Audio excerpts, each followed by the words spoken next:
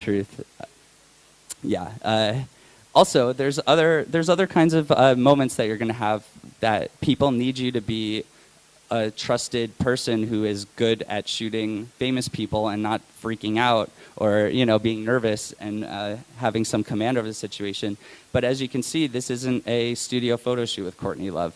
An editor I knew at a website that did stuff about the beauty industry thought I would be a good person to go cover Courtney doing her test for her makeup for what was going to be her upcoming tour. And you can see me kind of like poking, and I love that picture just because I got to have that's my photo with Courtney Love. There's just more opportunities out there than just shooting the big studio photo. You have to be available. You have to say yes, and it opens doors for you. So you make a few bucks and you get to meet your idol. Stuff like that happens a lot when you're available for it. So, meanwhile, while I'm shooting for MTV, I'm also shooting for Vice magazine, which kind of relates more to my personal work. Here's editorial work I've done for Vice, and if you sort of get in your head the personal work I've done in my life, this is why Vice liked me, because I could do fashion shoots that looked like my crazy, spontaneous personal work. So there was a value to it after all, and it was why I was doing it. It was just a matter of getting their attention. And when not everything is some big story. The truth is I had friends that were interns at Vice when I was working at House and Garden, and now they're the people running the company because it's been 10 years. So my small editorial opportunities turn into covers, but they also turn into ad campaigns. And if you reference my personal work in your head, this ad campaign for a video game called Guitar Hero, they literally said, Ben, we want you to throw 20 different parties with this video game and go shoot people being out of control. I said, of course I'll do that. This was right after I went freelance, actually. So this was my first big campaign opportunity, and they did not pay me nearly enough. They took total advantage of me. But I was out there, I was independent, I was working, and I'm getting a Guitar Hero campaign. And because this was successful, a company like that Vice the magazine is also a creative agency.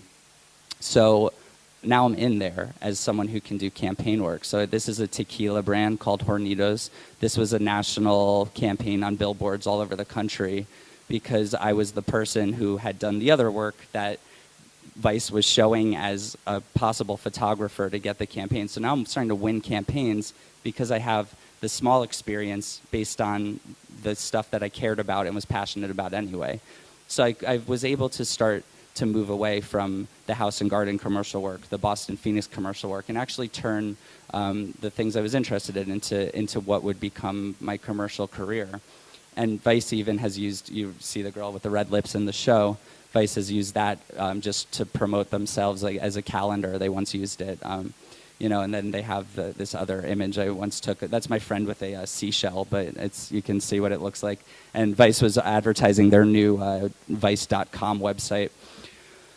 Meanwhile, I'm there, and I'm working for MTV, Vice, anyone else who will give me a little tiny portrait in a magazine. There's a lot of that starts to come up when your name starts to get out there, and when you're reaching out to people. Meanwhile, there was a website called mastheads.com, and it just had every single person who worked at a magazine's name and then the way that their email address would format. So some days I would just sit there and write like 300 emails to people that definitely didn't want to hear from me, and maybe one of them would like have me in for a meeting, but it was worth it because you'd go in and that's how I met the people at Maxim. Because they saw the Vice work and they saw the MTV work and they said, oh, that's like a cool young person. So for me, it's always been about getting in the door and maybe doing something small and then building trust, essentially. At Vice, I've actually ended up being the person that when we go to fly to another exotic location and get crazy cars and do some really big over-the-top shoot, I'm the person they're calling these days because I can deliver, honestly, when you're young, and it's really hard to put the pieces together. And so all that experience leads up to more opportunities, and because you have the experience, you can handle the opportunities. I mean, photography is you can be the most talented person with a camera naturally, but if you don't have a lot of set experience, a lot of experience with models, fashion, hair, makeup, it's just impossible to know what you're doing. You're not going to be able to command the situation, and people are really looking at you to make the final call. And there's a lot of calls to be made, and it's just something that grows with you. There's almost like a small checklist when you start out. You're like, camera and film, check. And then it turns into camera, film, and lighting, check. And then it turns into camera, film, hair, makeup, set, location, permits, just all these new things. And because you do it so much and because it all kind of naturally builds, it's easy to manage, honestly. You just have to know what it all means. And you can't fake it because it's a picture. So you can't say you did a good job when it's clearly not good. You saw the pictures of Fergie, right? Like, sometimes you have to save the shoot later and edit. This is more Vice, and I'm going to move away from Vice in a moment, but Vice was a very big platform for me, so it's important to talk about. It's also why I'm here today, because the Muses Foundation, who's having me, knows my work from Vice, because the same people are publishing that magazine in this country. So that's, who knows where things are going to take you. So Vice brand is growing and getting more people working with their creative agency. And so they have now they're starting to get beauty brands. This is Garnier, the shampoo company. So I'm the only person that they work with closely that they can call. And I'm gonna quickly gloss over Maxim because I talked about them. And you see how all of my experience can sort of play together for a glossy magazine. It's the action, it's maybe the celebrities. You got the Bear Grylls shot in this show. You have the people with like being hip and cool, lots of bright light. So I've had a successful relationship with them. It's just one magazine that I've had a lot of fun with. And when you're working at a certain level, these opportunities open up, and you get to really just have fun at work some days, which is great. But meanwhile, while I'm doing all this hard work and really establishing that my personal style, I'm doing a lot of behind-the-scenes work for cosmetics companies. Behind-the-scenes work means you are not the important photographer. There's either going to be a very famous photographer shooting that day, or it's going to be a video shoot. And these brands would have me back there because they basically need content to put on their social media. And that's like a really new thing now. So brands hire tons of very, very, very talented photographers who have established themselves, but maybe aren't at the top tier yet. So my work with Bobbi Brown, in particular, has been a special relationship because she is part of the company. Bobbi herself, that's her with her name under her.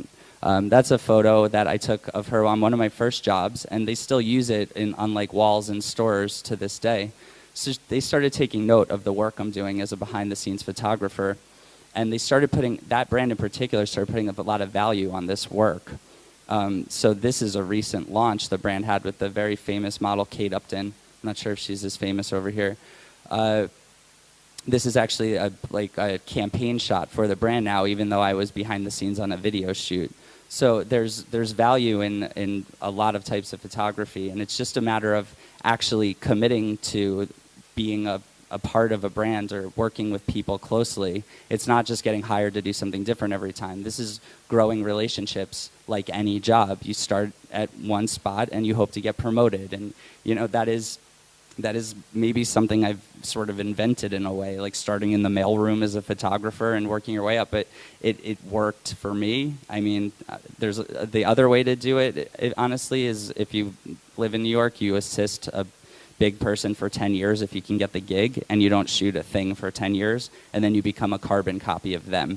So my 10 years, I think, have been better well spent because I'm establishing my own client base, my own contacts, my own career, and the times are changing. So I think a lot of the people doing it the other way, maybe some of them will have great success, but a lot will wonder why they're not getting hired just because they assisted so-and-so. And maybe it's because I'm there already doing the work with the creative directors and the art directors.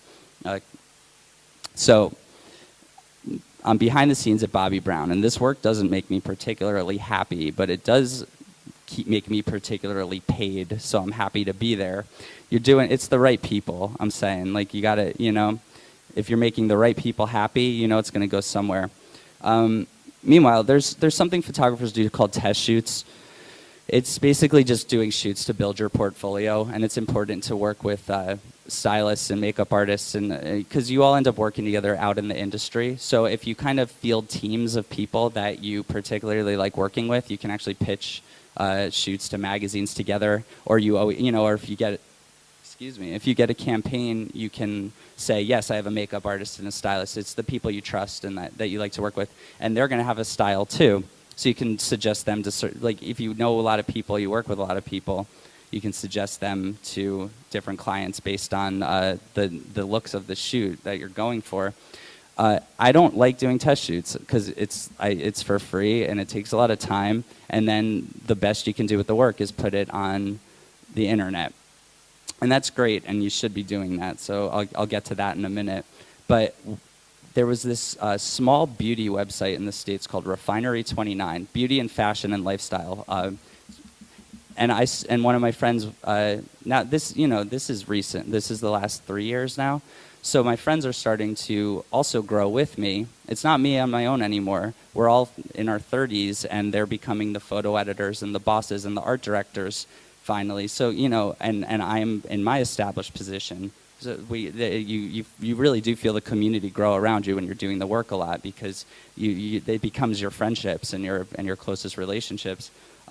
So this photo editor and I said, hey, let's start doing high-end beauty shoots for the web. No, all these websites were just kind of posting stock imagery. So we started doing these shoots in my apartment for this website, and then meanwhile, maybe it was a little lucky. Maybe it was obvious to all of us that this website was doing really well, and they became hugely visible, and especially to creative directors and editors that I coveted and I wanted to work for. So here's a lot of the work I've done. Take note of the top right image, because I posted that one after the shoot to Instagram. And the creative director from Bobby Brown, who I work with all the time behind the scenes, was looking at my Instagram and said, hey, Ritter, why don't you shoot like that for us? And I said, why don't you give me a shoot? Boom. So what I did was, after essentially 7 years of doing small portrait projects or behind the scenes work with this brand in particular, I'm now shooting their campaigns. I have the whole season this season. And I have their eyewear line, and I have their new book. And it's because I was doing all of this other work that I had learned how to do by being present in other situations. I learned how to light for beauty shoots, not by assisting a big person for 10 years, but by being behind the scenes on Bobby Brown shoots for 10 years, watching other people do it. I never had to pick up someone else's phone once, and I was getting paid well doing my own work, and meanwhile learning everything. It was like a free ticket to the show. So this has really influenced my work. We're moving along quick, people, I promise. This has really influenced my work going forward, because it has a... Oh, and I showed you the Garnier thing advice before. Because I'm doing this, whatever. You get it. The work I'm doing now, I feel like I have a future with it. I can keep doing this work, and I can grow with this work. The beauty in the portrait work, it takes a certain sophistication and an experience level, so it's something I can bring to the table that maybe a lot of people can't, and therefore I have something to market. And it's been attracting more and more clients in that way. So I just did this project for Adidas like right before I came here. And the same thing happens with when your name's out there and you're doing a certain type of work at a high level. Just people that you know around the industry are going to say, oh, I think Ben Ritter would be really good for this. And that's literally how it works. But it took 10 years.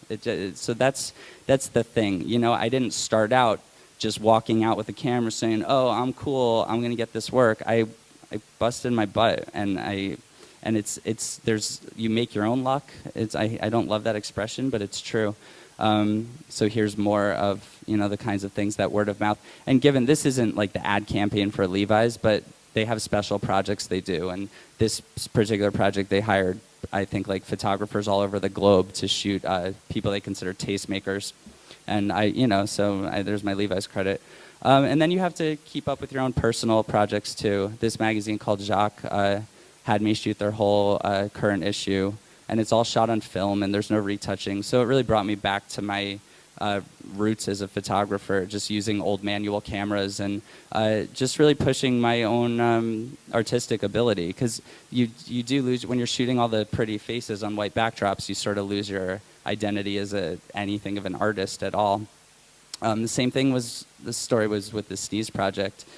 This girl happens to be the art director and genius behind the idea of this project and brought it to me. She works at an ad agency, and now that ad agency calls me. So, you know, it's another just person I knew before she was, and now she is. So if I'm in the top row, if you can find me. I look like an animal of some sort. And this project was really successful because it was very down to earth. It was very fun, and it included, there's 100 of these portraits. It was just brought people together like a community, and it got people talking, and that's always the idea. And then you use the internet, you use Instagram, you use Facebook, because I don't care what people have to say about it. It's free, and you can reach a lot of people. And when you reach people, you get opportunities. And when you're nice and you do a good job, you get another opportunity. And they grow. And it truly grows. And I'm of evidence of it. Because when I started, I started with some thoughts about what I wanted to do. Some people ask what I bring out with me. Here's a typical small day with my kit. I'm sure only a few people in here are completely interested in this. If anyone's very interested later, I'll be happy to bring that back up on the screen. And here's some of me at work, behind the scenes.